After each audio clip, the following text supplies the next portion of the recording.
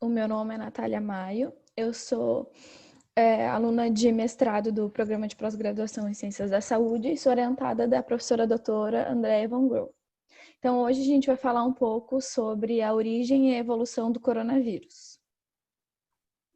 Então, os coronavírus, eles causam infecções respiratórias e intestinais em animais e humanos. Até então, eles não eram considerados como altamente patogênicos até o surto da síndrome respiratória aguda SARS em 2002 e 2003, que aconteceu na província de Guangdong, na China. Esse vírus, então, foi denominado como SARS-CoV. A transmissão se deu por pequenos mamíferos selvagens vendidos vivos em um mercado da província. Nos primeiros casos da doença, quase todos os pacientes tiveram algum tipo de exposição animal antes de desenvolver a doença, exposição a esses animais. E, posteriormente, com novos dados, se identificou que esses pequenos mamíferos, como o Paradoxo hermaphroditus, conhecido comumente como civeta de palma, eram hospedeiros intermediários, e o hospedeiro natural seriam morcegos ferradura do gênero Rhinophilus. Depois de 15 anos de estudo sobre esse vírus, não foi encontrado nenhum ancestral direto nas populações de morcegos da região, e a recombinação de DNA, de RNA, é muito frequente nesse coronavírus. A análise da recombinação também apoiou fortemente a hipótese de que a cepa de SARS-CoV SZ3 de uma amostra de Paradoxo hermaphroditus surgiu através da recombinação de duas linhagens pré-existentes, o HIV16 e o RF4092.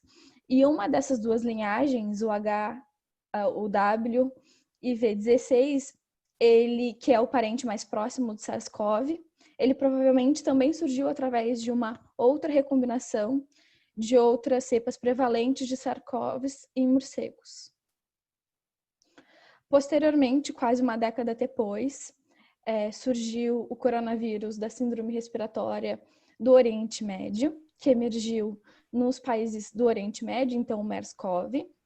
A transmissão se deu por cabelos dromedários, então eles foram os hospedeiros intermediários, e há dados na literatura de que o MERS-CoV ele nunca foi capaz de se adaptar totalmente à transmissão humano-humano.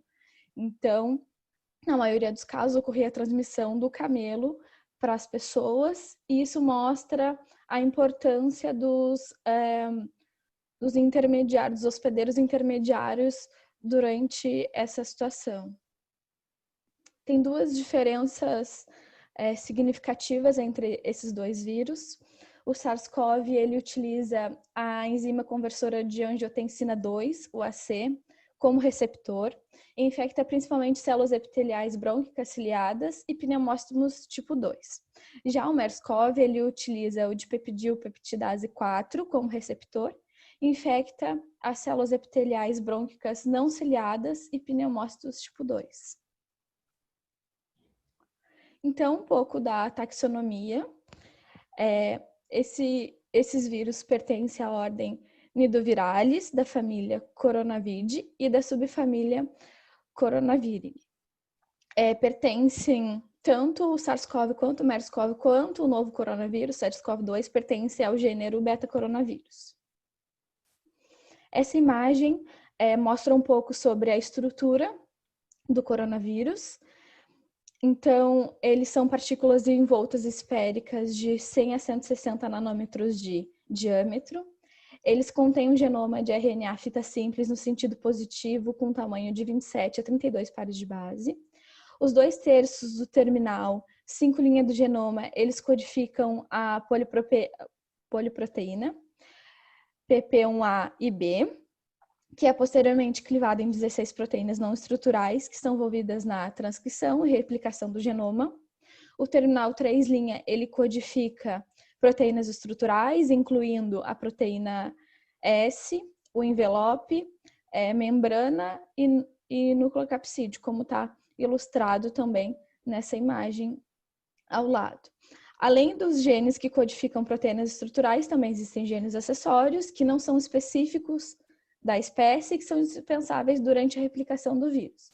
Então, aqui nessa imagem mostra as semelhanças e diferenças dos 4 tipos, dos 4 gêneros dentro dos coronavírus. Então, aqui a gente mostra o SARS-CoV, o MERS-CoV e a diferença entre eles. Então, temos o novo coronavírus, que surgiu em dezembro de 2009, onde foram relatados os primeiros casos de Covid-19, na cidade de Wuhan, na província de Hubei, na China. Inicialmente, ele foi denominado como 2019 nCoV, mas posteriormente ele foi renomeado para SARS-CoV-2, que a gente vai falar um pouco mais posteriormente. Já tem dados de que o SARS-CoV-2 é mais infeccioso do que o SARS-CoV e o MERS-CoV. Então, como ocorreu os primeiros casos da Covid-19? Dos 41 primeiros casos, 27 desses, os pacientes tiveram algum tipo de exposição direta aos animais, ao mercado de frutos do mar de Wuhan, que vendiam animais vivos. Dos 41 casos, todos tiveram pneumonia viral, e desses, 1/3 desenvolveu a síndrome de desconforto respiratório aguda e necessitou de cuidados intensivos. Desses ainda, 6 morreram, 5 tiveram lesão cardíaca aguda e 4 necessitaram de ventilação mecânica. Paralelamente, teve os primeiros relatos também de uma família de 6 pessoas que viajaram para Wuhan.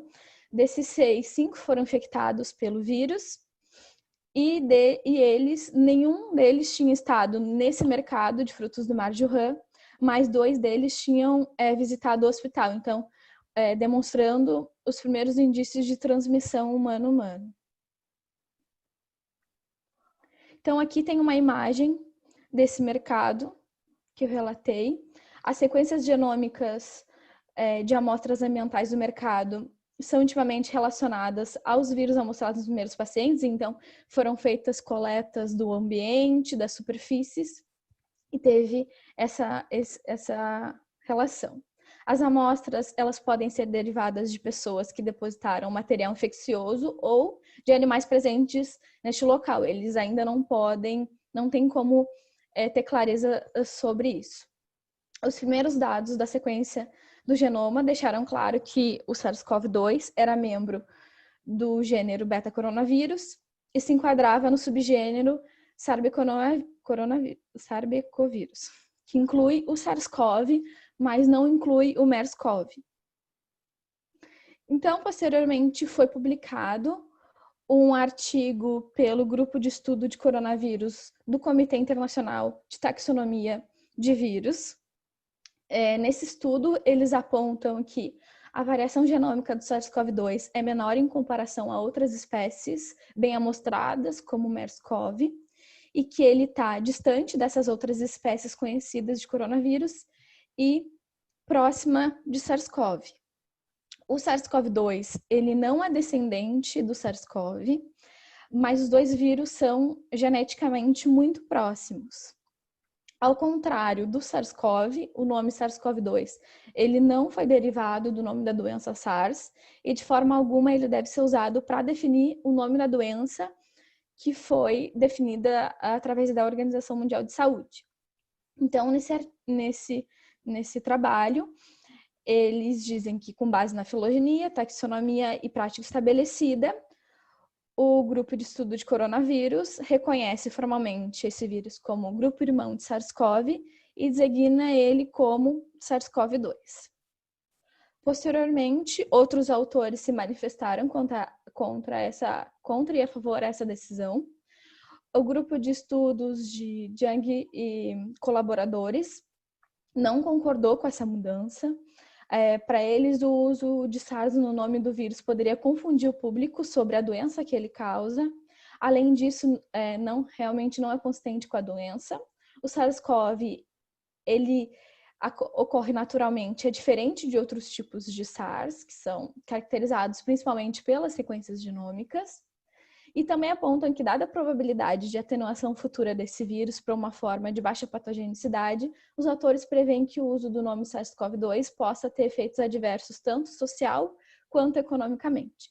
Então, eles sugerem que o nome mais apropriado seria coronavírus humano 19, ou HCOV-19. Hu e colaboradores também se manifestaram quanto a essa decisão. Para eles, a nova designação está adequada. Eles apontam que análises baseadas no cluster hierárquico apontaram que o novo coronavírus não é considerado suficientemente novo para não ser classificado dessa maneira. O uso de SARS para o vírus, ele se refere à relação taxonômica com o vírus fundador dessa espécie e não de forma alguma a doença. Os coronavírus relacionados ao SARS podem continuar a emergir e ressurgir em outros momentos.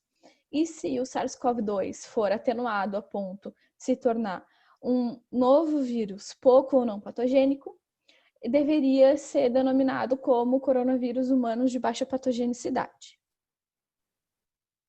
Então, vou falar um pouco sobre partes peculiares e diferentes genômicas do SARS-CoV-2 e evidências de que comprovam que o SARS-CoV-2 não é produto de uma manipulação intencional. Então, o domínio de ligação da proteína S, que eu mostrei anteriormente na estrutura, é a parte mais variável do coronavírus.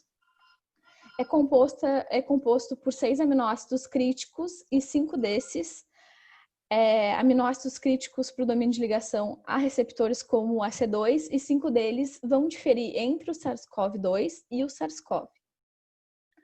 O SARS-CoV-2 parece ter um domínio de ligação que se liga com alta afinidade ao receptor, o AC2, de humanos, furões, gatos e outras espécies com alta homologia de receptores. Mas análises computacionais realizadas mostraram que a interação não é ideal e que a sequência de domínios de ligação é diferente das mostradas anteriormente no SARS-CoV, como sendo ideal para a ligação ao receptor. Então, isso são indícios de que a ligação de alta afinidade da proteína S à C humana é provinda de seleção natural e não através de uma manipulação de um vírus pré-existente.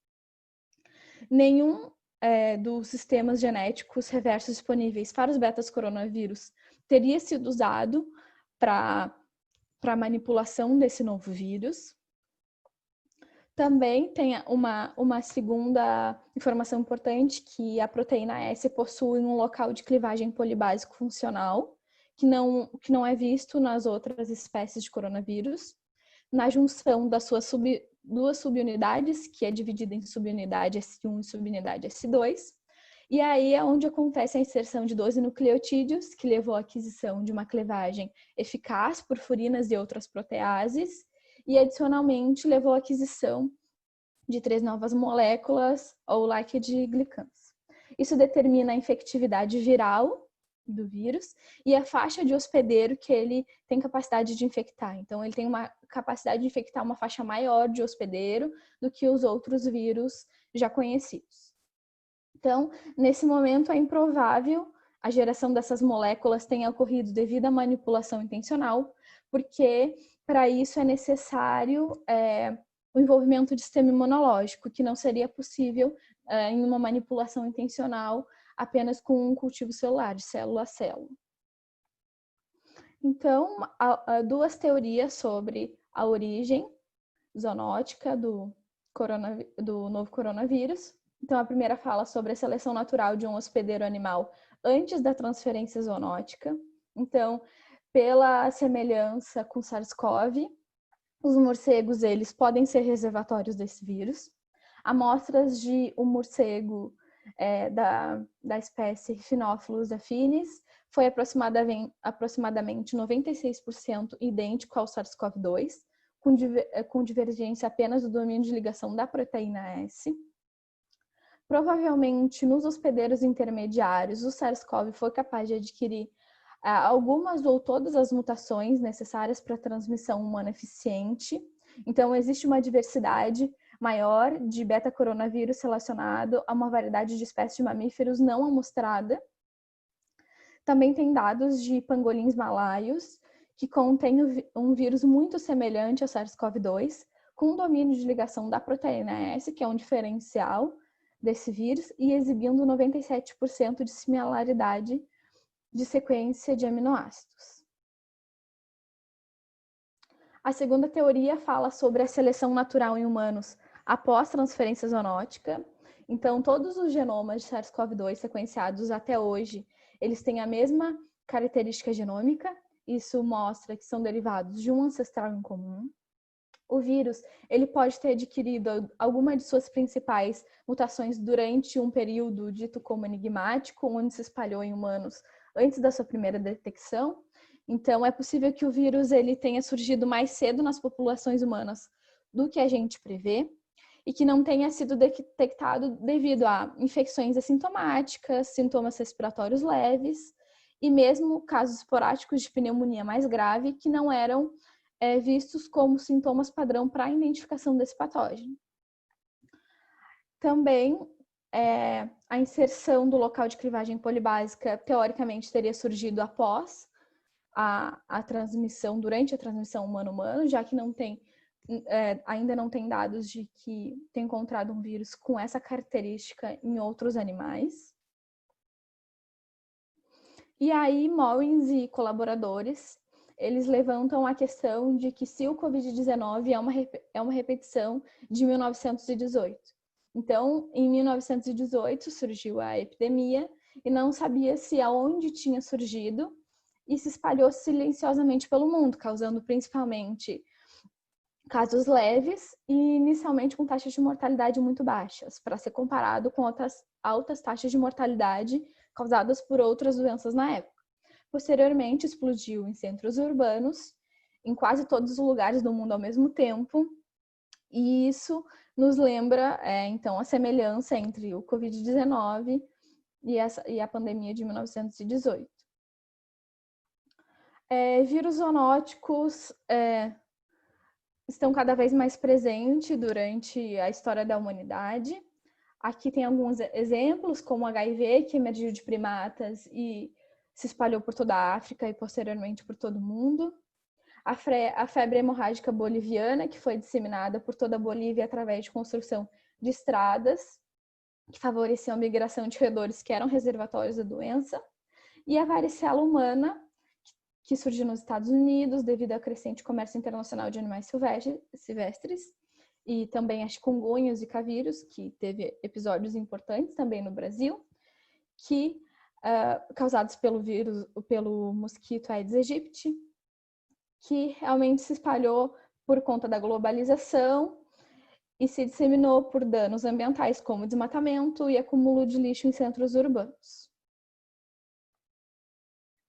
Então, a gente vive uma era epidêmica moderna, onde qualquer doença ela pode ter ampla e rápida dispersão por todo o mundo. E isso devido ao aumento contínuo na população humana, aumento de aglomeração, grande fluxo humano entre os países, alteração ambiental e a complexidade sistêmica relacionada às atividades e criações humanas. Então, a gente criou um ambiente global e humanizado, onde no ecossistema ocorre constantemente o surgimento e a troca de hospedeiros de vírus animais, especialmente vírus de RNA com altas taxas de mutação. Então, não é surpresa de que tantos vírus zoonóticos estejam emergindo ao longo dos anos. Então, o cartunista Walt Kelly aponta a frase que diz: nós encontramos o inimigo e ele somos nós. Então, nesse artigo publicado por Mollins, ele fala que o Covid-19, quando se fala nele, vem à mente o mito da caixa de Pandora, em que os deuses haviam dado a Pandora um pote trancado que ela nunca deveria abrir, mas impulsionada pelas fraquezas humanas, ela abriu, liberando os infortúnios e pragas do mundo. A gente sabe, com base nas evidências, que o SARS-CoV-2 não é provindo de manipulação intencional, mas acaba vindo em mente esse tipo de mito. Então, com sorte, as medidas de controle de saúde pública poderão colocar esses demônios de volta ao pote e a gente voltar a viver normalmente, se assim possível. Então, aqui são as referências, e é isso, obrigada.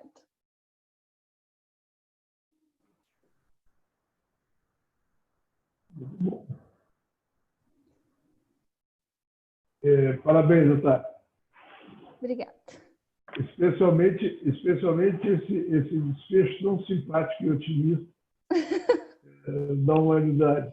No momento que nós, na verdade, estamos vivendo